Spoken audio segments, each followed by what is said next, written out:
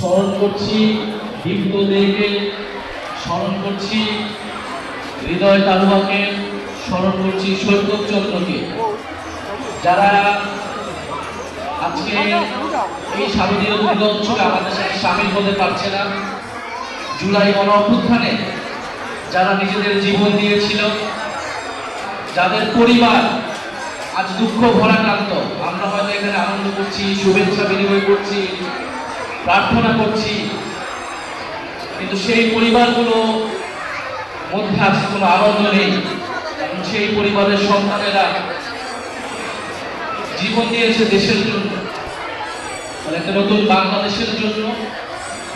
জুলাই গণ অভ্যুত্থানে যেরকম ভাবে হিন্দু মুসলমান সকল ধর্মের অনুসারী, সকল মতের শ্রেণী পেশার মানুষ যারাই এই দেশকে ভালোবেসেছে, যারাই ন্যায়ের পক্ষে দাঁড়িয়েছে, সবাই রাজপথে নেমে এসেছিলেন।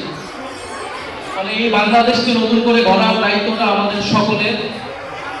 আমাদের মধ্যে যে ঐক্যটা তৈরি হয়েছে রাজনৈতিকভাবে, ধর্মীয়ভাবে, সামাজিকভাবে, সেই ঐক্যটাকে আমাদের অটুট রাখতে হবে, এটাই আমাদের প্রত্যাশা। গত 50 বছরে বাংলাদেশকে নানাভাবে বিভাজিত করে রাখা হয়েছে, নানাভাবে ভাগ করে রাখা হয়েছে, নানা ধরনের বৈষম্য এবং বিভাজন আমাদের সমাজে এবং রাষ্ট্রে তৈরি করেছে। ফলে এই তরুণ প্রজন্ম, এই জুলাইয়ের প্রজন্ম কোনো বিভাজন, কোনো বৈষম্য বাংলাদেশে দেখতে চায় না। কোনো ধর্মের নামে, কোনো গোত্রের নামে, কোনো পরিচয়ের নামে আমরা কোনো ধরনের বৈষম্য চাই না। আমরা চাই সকলেই সমান নাগরিক মর্যাদা এবং নাগরিক অধিকার পাবে, এবং বাংলাদেশ প্রশ্নে সবাই ঐক্যবদ্ধ থাকবে। এই দেশের স্বার্থ, দেশের সার্বভৌমত্ব, স্বাধীনতা। 1971 সালের মুক্তিযুদ্ধে আমরা লড়াই করেছিলাম সেই সাম্য, মানবিক মর্যাদা এবং সামাজিক ন্যায় বিচার প্রতিষ্ঠার জন্য। সেই লড়াইয়ের ধারাবাহিকতাই হচ্ছে 2024 গণ অভ্যুত্থান, এবং সেটাকে আমাদেরকে এগিয়ে নিয়ে যেতে হবে।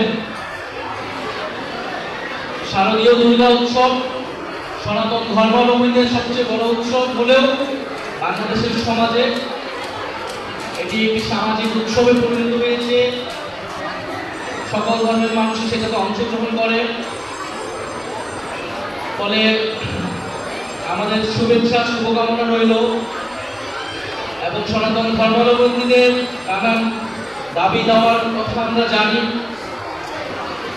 আমরা 5ই আগস্টের পর থেকে আমরা স্বল্প সময় পেয়েছি, কিন্তু এই সময়ের মধ্যে আমরা চেষ্টা করেছি